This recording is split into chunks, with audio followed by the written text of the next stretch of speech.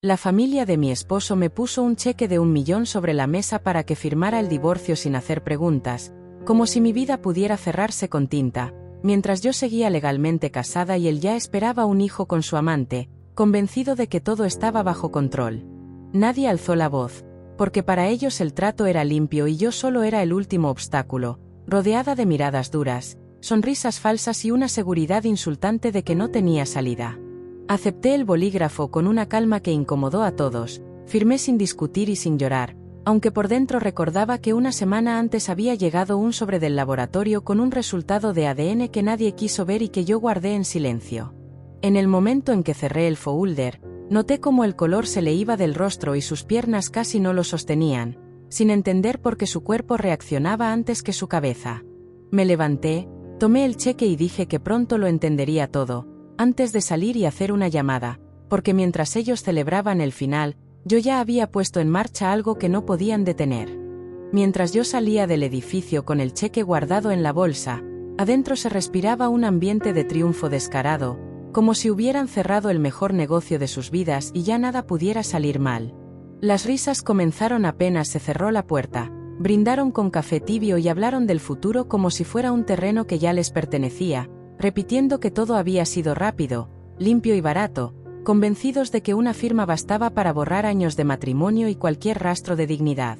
Comentaban entre ellos que yo había aceptado demasiado fácil, que el silencio era señal de derrota y que ninguna mujer en mi lugar habría tenido opciones reales para pelear, porque el dinero siempre gana cuando se usa sin culpa. Incluso se permitieron burlarse de mi calma, diciendo que seguramente el miedo me había dejado vacía por dentro y que ese 1.000.000 era más de lo que merecía por desaparecer sin escándalos. Él asentía en silencio, tratando de verse firme, aunque sus manos todavía no dejaban de sudar, repitiéndose que todo estaba bajo control y que lo peor ya había pasado, porque el divorcio estaba firmado, la amante esperaba un hijo y la familia había cerrado filas para protegerlo.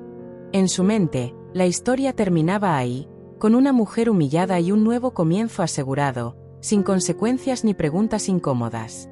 Nadie quiso recordar el sobre que llegó días atrás ni la forma extraña en que yo lo guardé sin decir nada, porque aceptar una duda habría significado reconocer que algo no encajaba. Prefirieron creer que mi silencio era ignorancia y que mi mirada tranquila solo escondía resignación, reforzando la idea de que habían ganado una batalla sin resistencia. Lo que más les dio seguridad fue pensar que yo ya no tenía acceso a nada, que al firmar había perdido voz, derechos y fuerza, y que cualquier intento posterior sería inútil frente a contratos, abogados y dinero. Hablaban del reparto de bienes, de mudanzas y celebraciones futuras, planeando fechas y decisiones como si el camino estuviera completamente despejado. Desde afuera, el edificio seguía igual, la ciudad avanzaba sin notar lo que ocurría en esa sala, y esa normalidad les confirmó que nada extraordinario podía suceder después de una firma. Nadie se preguntó por qué no discutí, por qué no pedí más, por qué no supliqué ni lancé amenazas, porque aceptar esa pregunta habría roto la ilusión de control que tanto necesitaban.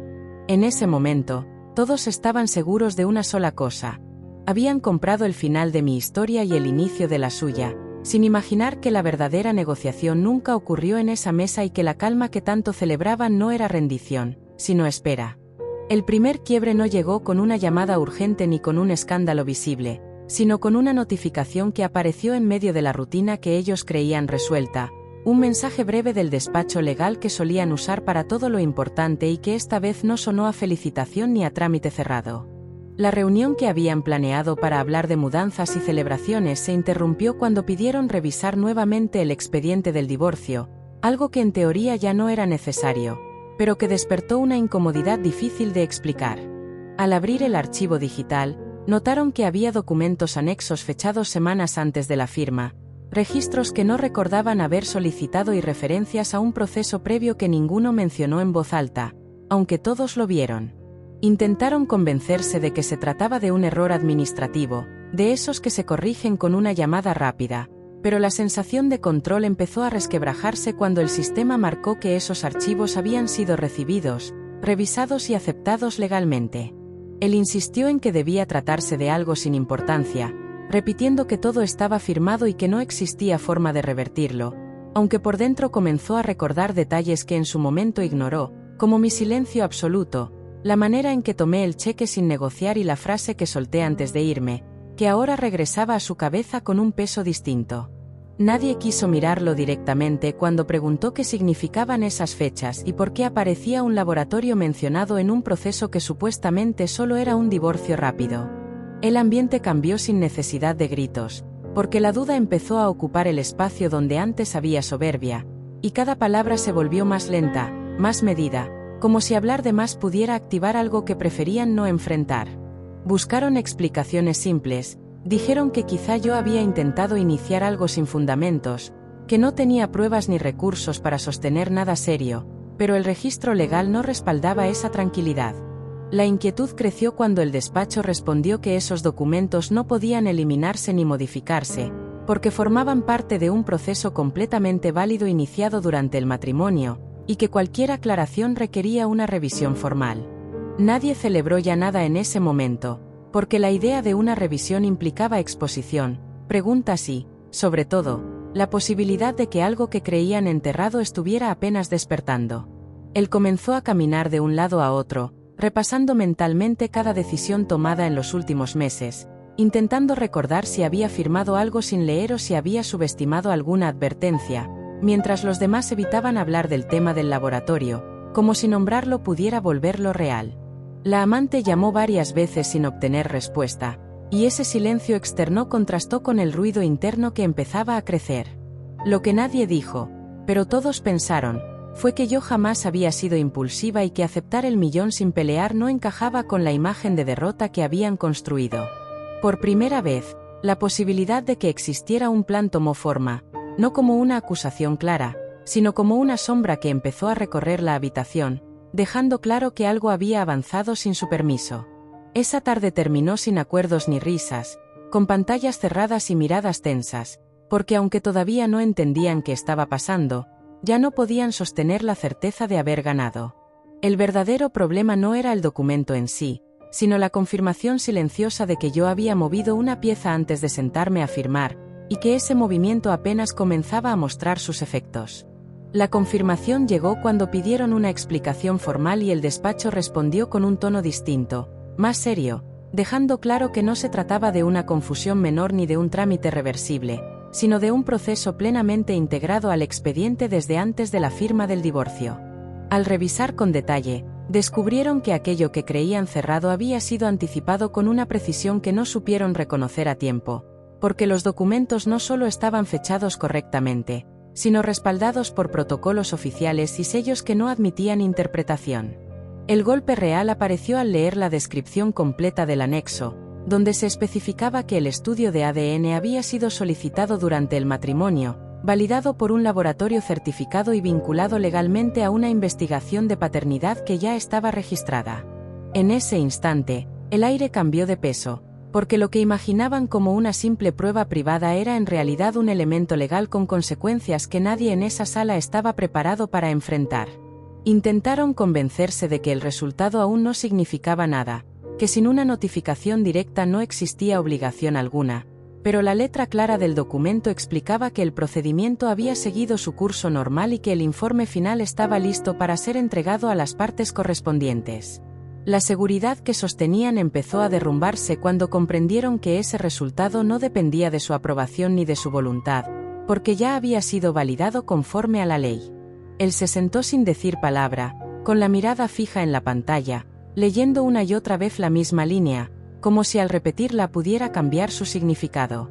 Las manos le temblaban, la respiración se volvió irregular y por primera vez alguien tuvo que acercarle agua, porque el cuerpo reaccionó antes de que pudiera inventar una excusa. Nadie lo acusó directamente, pero el silencio fue más pesado que cualquier reproche, dejando claro que todos entendían lo mismo sin necesidad de decirlo. La revelación más dura no fue solo el contenido del ADN, sino darse cuenta de que yo había tenido acceso a esa información antes de sentarme a firmar, que había tomado decisiones con conocimiento completo y que la calma que tanto despreciaron era la señal más evidente de control. Aquella firma ya no parecía un acto de rendición, sino la última pieza de un movimiento calculado que ahora empezaba a cobrar sentido. Buscaron asesoría externa de inmediato, esperando escuchar que aún existía una salida, pero la respuesta fue fría y directa: explicando que cualquier acción relacionada con ese resultado debía seguir su curso y que intentar bloquearlo solo empeoraría la situación. La idea de que todo era legal, comprobable y anterior al divorcio cayó como un golpe seco, porque rompía la narrativa de ventaja absoluta que habían construido. En medio del desconcierto, alguien preguntó cuándo sería entregado oficialmente el informe, y la respuesta dejó a todos en silencio al confirmar que el plazo estaba por vencerse y que la notificación era inminente. La habitación, antes llena de planes y certezas, se transformó en un espacio de espera tensa, donde cada minuto parecía empujar el problema hacia un punto sin retorno. Lo que más los descolocó fue entender que no había sorpresas improvisadas ni errores que corregir, sino una secuencia perfectamente alineada que comenzó mucho antes de ese día del divorcio. En ese momento, la pregunta ya no era qué decía el resultado, sino cómo yo había logrado avanzar sin levantar sospechas, y por qué nadie quiso escuchar cuando aún existía la oportunidad de hacerlo. La ruptura definitiva no vino acompañada de gritos ni advertencias dramáticas, sino de una llegada puntual y perfectamente documentada que desarmó cualquier intento de control, porque a primera hora apareció un notificador oficial con un sobresellado y un protocolo que no dejaba espacio para discusiones. El despacho había sido claro al anunciar que la entrega era obligatoria y que el contenido debía leerse en presencia de un representante legal, transformando una mañana común en un escenario de tensión inmediata donde nadie sabía cómo reaccionar sin empeorar la situación. Al abrir el documento, quedó establecido que el informe del laboratorio había sido incorporado formalmente al expediente y que, por su naturaleza, activaba un proceso legal con plazos estrictos y consecuencias automáticas. La notificación incluía fechas, números de registro y la confirmación de que cualquier omisión previa dejaba de ser relevante, porque la autoridad ya tenía conocimiento pleno de los hechos. La calma fingida se evaporó cuando se explicó que no se trataba de una consulta opcional, sino de una diligencia en curso que exigía colaboración inmediata. El representante legal leyó en voz alta los puntos clave, aclarando que el resultado del ADN debía ser reconocido oficialmente y que cualquier intento de retraso sería considerado una falta grave. La palabra plazo cayó como un golpe seco, seguida de una cifra exacta de horas para responder, presentar documentos adicionales y designar defensa especializada. En ese instante, el tiempo dejó de ser aliado y se convirtió en una amenaza constante que avanzaba sin pedir permiso. Intentaron negociar, pidieron unos días más y ofrecieron revisar todo con calma, pero la respuesta fue breve y contundente al explicar que el proceso no se detenía por conveniencia personal ni por acuerdos privados previos. El divorcio firmado no anulaba responsabilidades abiertas, y el dinero entregado no tenía efecto alguno sobre una investigación validada con anterioridad. Cada explicación cerraba una puerta más, dejando claro que el margen de maniobra se había reducido a casi nada. El ambiente se volvió caótico sin necesidad de levantar la voz, porque las preguntas se acumularon sin encontrar respuestas útiles, mientras el notificador cumplía su función con una neutralidad que resultaba aún más inquietante. La presencia de la autoridad no buscaba castigar de inmediato, sino asegurar que todo siguiera su curso conforme a la ley, y esa certeza resultó más aterradora que cualquier amenaza directa. Una vez entregados los documentos y firmada la constancia de recepción, la sensación de irreversibilidad se instaló en la habitación, ya que el proceso había salido del ámbito familiar para convertirse en un asunto público y verificable. Las llamadas urgentes comenzaron después, buscando asesoría de último momento, pero el mensaje era siempre el mismo. El procedimiento estaba en marcha y no dependía de voluntades ni influencias. Cuando la puerta se cerró y el silencio regresó, nadie celebró ni discutió, porque todos entendieron que la llegada de la autoridad marcaba un antes y un después imposible de revertir. La certeza que sostenía su falsa victoria se desmoronó por completo al comprender que el control ya no estaba en sus manos y que cada minuto contaba en una carrera que no habían elegido, pero que tampoco podían abandonar. No aparecí para discutir ni para reclamar nada, porque cuando finalmente tomé la llamada y acepté reunirme, el escenario ya no necesitaba gritos ni reproches para sostener su peso.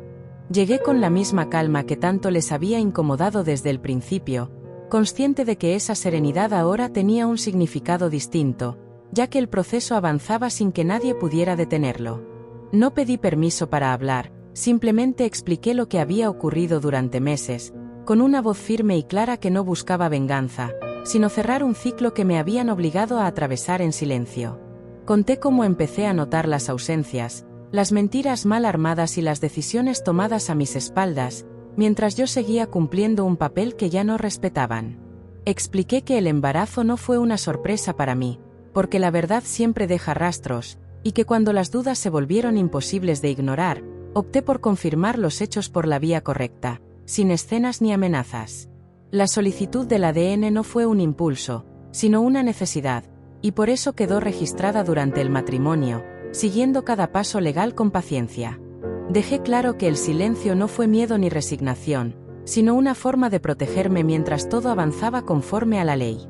Aguanté humillaciones, comentarios hirientes y la presión de una familia que creyó que el dinero resolvía cualquier problema, porque entendí que reaccionar antes de tiempo solo habría puesto en riesgo el proceso. Cada documento reunido, cada plazo respetado y cada decisión tomada tuvieron un solo objetivo: asegurar que la verdad no pudiera ser manipulada después. Confirmé que acepté el millón no como un premio, sino como una pieza más del cierre, porque firmar el divorcio no cancelaba lo que ya estaba en marcha y me permitía salir de ese espacio sin levantar sospechas. La calma que tanto criticaron era el resultado de saber que el control no estaba en la mesa del cheque, sino en un expediente que seguía creciendo lejos de sus miradas. Cuando terminé de hablar, nadie me interrumpió, porque por primera vez entendieron que nada de eso se improvisó y que cada paso fue pensado con anticipación. No levanté la voz ni mostré enojo, solo confirmé que el proceso seguiría su curso y que cualquier consecuencia ya no dependía de mí. Antes de irme, dejé claro que no buscaba acuerdos tardíos ni disculpas forzadas, porque lo único que quería era que la verdad se sostuviera por sí sola, y esa verdad ya había sido activada desde mucho antes de esa firma. Después de escucharme, intentaron reaccionar como siempre, buscando soluciones rápidas y contactos que antes resolvían cualquier problema, pero esta vez cada llamada terminaba en silencios incómodos o respuestas que no ofrecían salida. Consultaron a nuevos abogados, pidieron segundas opiniones y revisaron contratos una y otra vez, esperando encontrar un resquicio que les devolviera el control, sin aceptar que el escenario ya había cambiado por completo. La confirmación más dura llegó cuando un especialista explicó con absoluta claridad que el proceso no tenía fallas, que el ADN había sido solicitado en tiempo y forma, que su validez no podía cuestionarse y que el divorcio firmado no anulaba las responsabilidades legales que se activaron antes. Escuchar que todo era completamente legal, sólido y verificable terminó de romper la ilusión de poder que habían sostenido durante años, porque ya no existía dinero suficiente ni influencia capaz de modificar lo inevitable.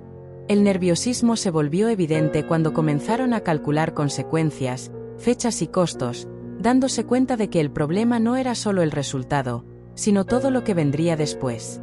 Intentaron negar los hechos, minimizar su importancia y hasta culpar a terceros, pero cada argumento se deshacía frente a documentos claros y procedimientos que no admitían interpretaciones convenientes.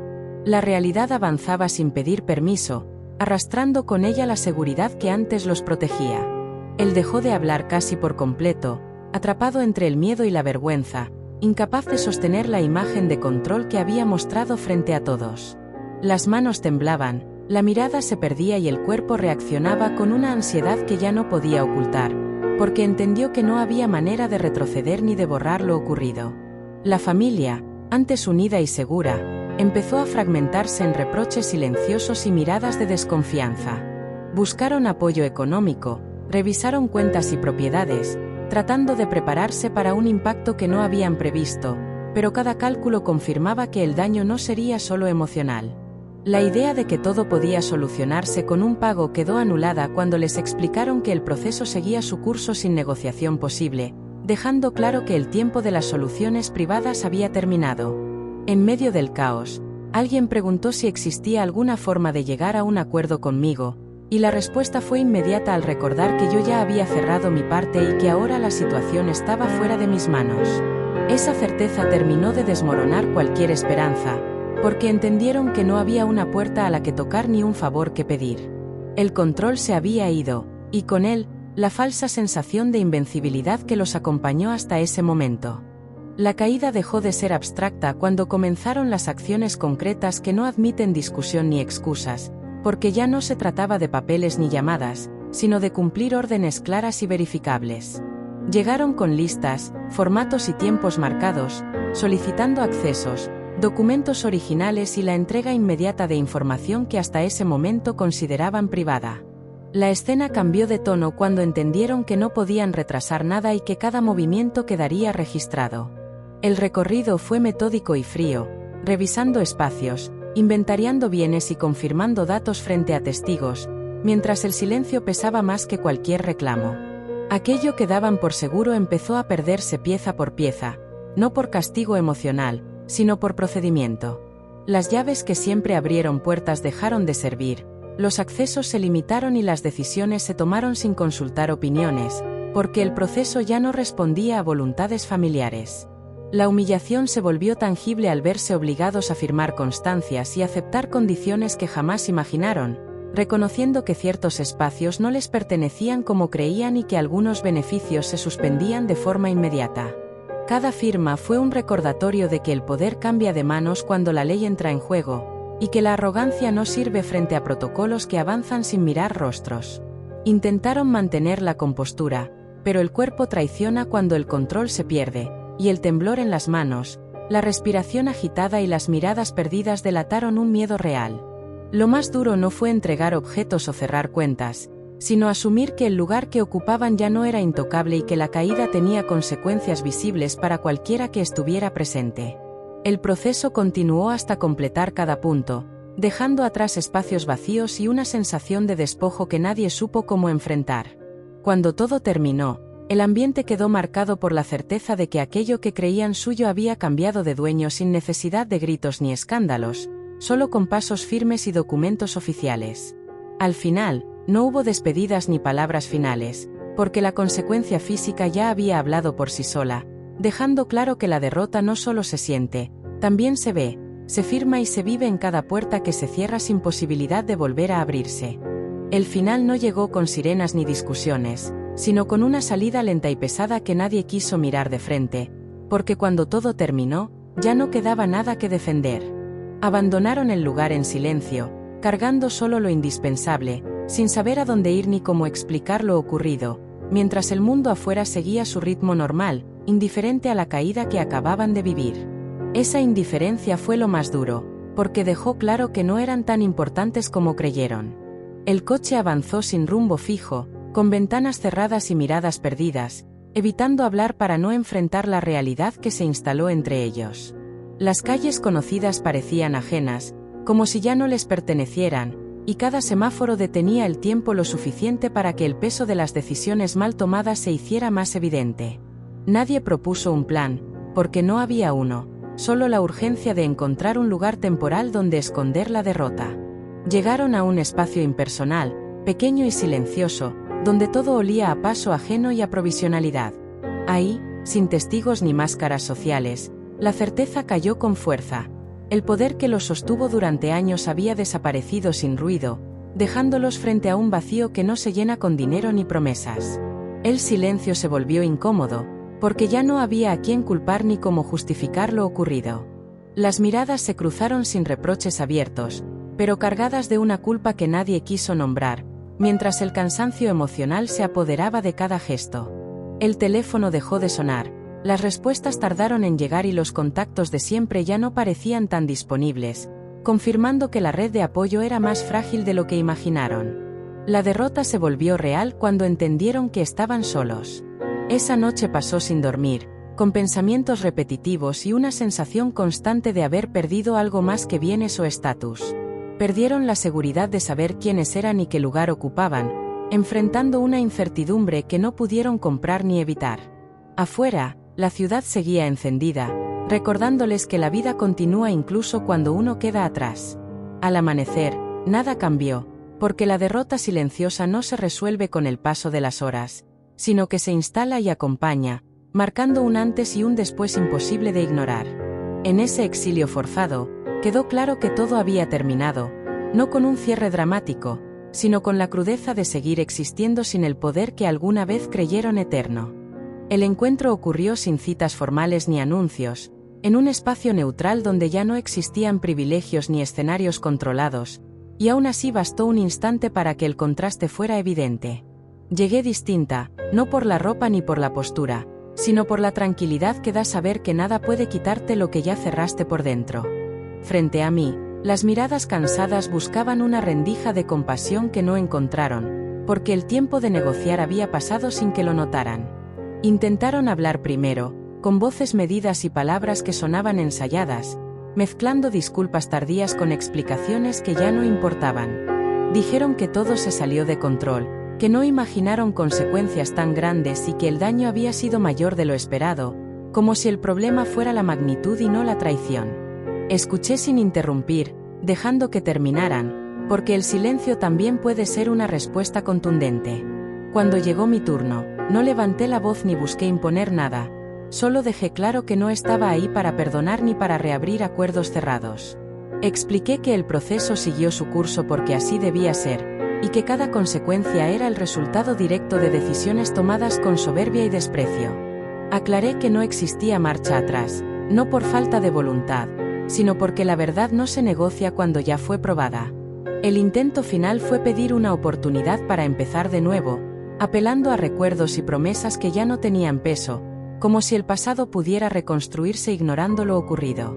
La respuesta fue simple y definitiva al recordar que cerrar una etapa también es una forma de justicia, y que volver atrás solo prolonga heridas que ya encontraron su final. La incomodidad se hizo evidente cuando comprendieron que no había enojo ni deseo de castigar, solo una distancia firme que no se cruza con palabras bonitas. Esa calma resultó más dura que cualquier reproche, porque confirmó que el poder ya no estaba de su lado ni dependía de su arrepentimiento. La confrontación no necesitó amenazas, porque la realidad había hablado antes. Antes de irme, dejé una última frase que cerró cualquier esperanza, explicando que algunas decisiones cambian el rumbo para siempre y que asumirlo es parte de crecer, aunque duela. Me levanté sin esperar respuesta, sabiendo que esa conversación no buscaba un cierre emocional para ellos, sino confirmar que mi historia ya avanzaba en otra dirección.